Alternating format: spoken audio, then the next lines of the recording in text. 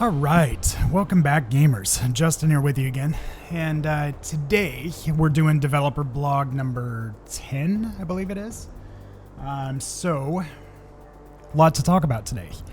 The first is sound. So let me just start there.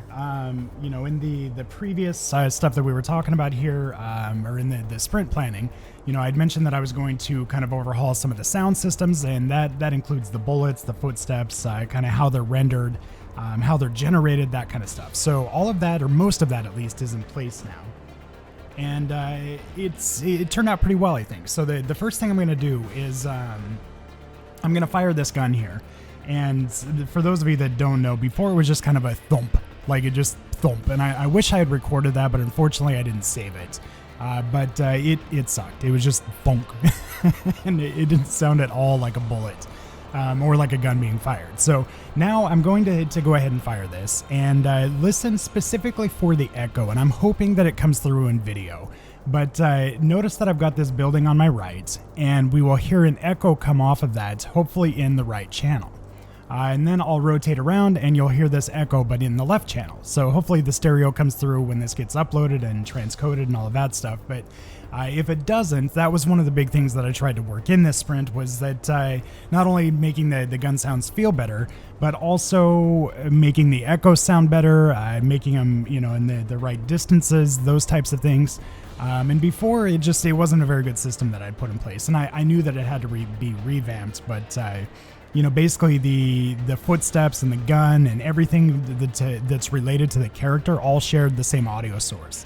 And the problem with that is that it all, like, there are a lot of settings that just aren't the same for those different types of things, right? So, crouching footsteps need to be very quiet and you can't hear them very far away, whereas a gunshot is a very loud thing and it should be heard very far away, and it has an echo to it where footsteps don't. And so there's just a lot of settings like that. So all of that's kind of been split out now and broken out.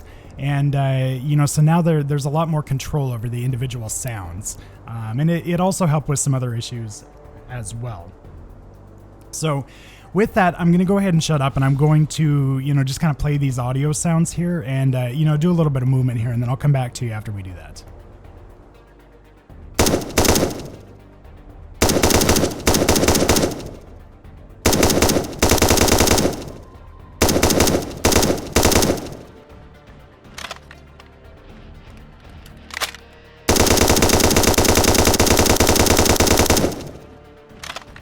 Okay, so hopefully that comes through well. If not, you may just have to take my word on it, but it sounds really good when you have headphones on with the 5.1 digital.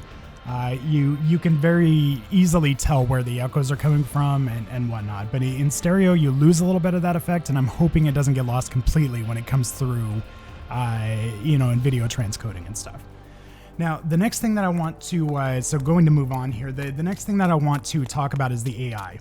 So I told you initially that I want individual character models, unique character models for the game, but that is a very expensive part. So in the interim, what we've done is we're just setting up basically just kind of random character models. So I needed them in there. They needed to be fully rigged and that kind of stuff so that I could have them walk around like you're seeing here. What we're looking at is UNF here. So this is the government faction. And they're not shooting at me because as long as I don't shoot at them or interact with them, they are just kind of pacifists. They're there to control and keep the peace in essence. But I have set them up. The AI is working. You can see this dude kind of looking around and whatnot. I think no, I can't shoot these guys yet. So I don't have them rigged up yet to do the dying animations and such. But in essence, these guys will just kind of wander here. We can set patrol points, that kind of stuff for them. But right now I've got them all kind of in their own little isolated areas so that faction wars don't break out. But, so this is the UNF. Let me, I'm going to edit this. So give me a second. I'll be right back with you. Okay, I'm back with you now. And I wanted to move over here, and you can see that I've got a hunter walking around here. And I want to illustrate the hunter behavior because they are one of the few that I actually have wired up here. So we're going to kill this guy. And down he goes. And you can hear that when I did that, these guys start charging at me.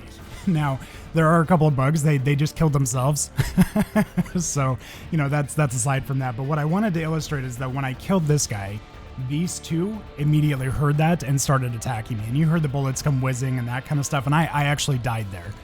That's what you don't see. So I have my deaths turned off because I need to be able to illustrate this to you without dying. But because I fired the shot at this guy, his two friends immediately came running and killed me, ultimately. So the only reason they didn't is because I have deaths turned off. So let me...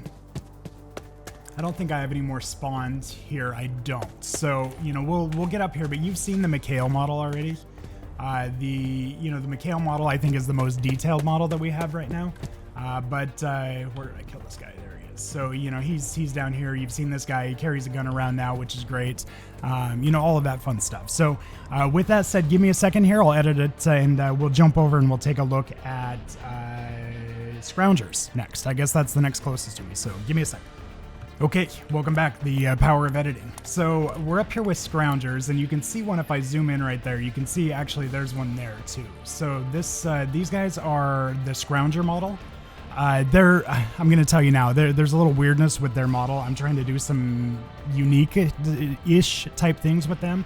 But when they spot me, they're going to yell at each other, and then they're just going to kind of come hump me a little bit.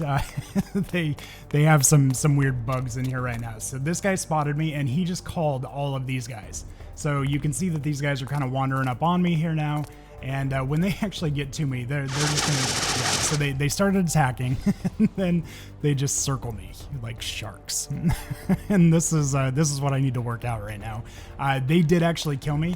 So if I back up here, you know, I don't have collisions turned on with them. So they did actually kill me. But yeah, they behave oddly. But that's the Scrounger model. And give me a second here, and I will run over again through the power of editing. We'll go over and we'll take a look at the collector model. All right, so we're coming up on the collector model here. I've still got my horde of Scroungers following me around because of a good old AI bug. But we're gonna come up in here, and again, this is collectors. So these guys are extremely passive. They should not attack me, although I've been doing a lot of tweaking, so they might. We'll see. But as we come up in here, this is the temporary model that I've kind of set up for them here. Yeah, and they're not attacking me, so that's good news. And there's my horde. They're attacking me, all four of them. So so there you get a kind of a good look. Kind of side by side. There some of the animations are messed up as the sharks start to swarm, but you get the idea. So that's those. The only one that I don't have built in right now, actually wired up, is the unfactioned, and I'm working on that. So that'll definitely be done for next developer blog. So we'll be able to see all of those. I'll also get these bugs ironed out to where we can I can show you off like some of the faction wars and watch them dying and that kind of stuff, because it is pretty entertaining to watch. The last thing that I want to touch on here is you may have noticed, and I don't know if you noticed this or not, but in the last video. We swapped out trees to gain some performance, and what ended up happening was, so they go into what's called a billboard mode, and as a tree is too far in the distance, it just shows like a 2D kind of flat plane model of a tree, and then as you get closer, it actually renders that tree out and starts to do more. So basically it's a term called billboarding, and it saves a ton on performance. But what was happening before is that these guys are shooting at me again. What was happening before, though, is that the billboarding happened at about 50 meters, which was way too close. So what was happening is you'd get these trees like kind of popping in and out of like 2D to 3D space. Now I pushed that out to about 300 meters, and you can kind of see where it happens out there. Out there where I'm pointing, you can kind of see where the 2D, you see that tree pop in there? They go from like dark to there it goes. Clear out there in the distance. As I run a little closer, there it goes. And there's the last one. So what was happening before, though, is that would happen incredibly close. And as a result, it just had like an off-putting feel to it. So I pushed that out far enough to where I don't think in most cases you're really going to notice it. And it made these trees look a lot better when you're up close and personal with them as well, because you don't have stuff like popping in and out. And when they go into 2D mode, you lose the shadowing and stuff like that as well. So now there should never be a situation, where you feel like you're not immersed in the game, and this works really well done on low quality settings as well.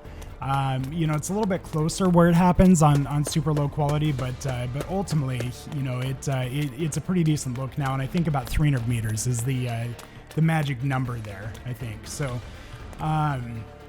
with all of that said, though, I think I finally lost my zombie horde of Scroungers following me. I think they finally lost sight of me. But you can see some of the progress that we made. That was kind of the goal of this. I apologize if this is a little hastily put together as well. I'm in Texas, for those of you that don't know, and we have terrible weather coming through today. And yesterday and today, it's freezing. It's something that we don't really experience here in Texas, especially deep South Texas where I'm at. But as a result, I've had power issues and really haven't been stable. So I'm actually running on generator right now, and I want to get this out before I either run out of gas or the power hopefully comes back on, one of the two. So, because of that, it's kind of hastily put together. It's not as well planned as I might have liked, but nonetheless, it's a developer blog, and I want to keep trucking with these. So.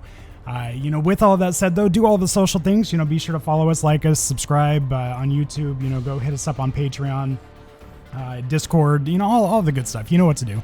If you think that we've earned it with the work that we've done so far, go support us somehow. So, merch is out there. It's always a good thing.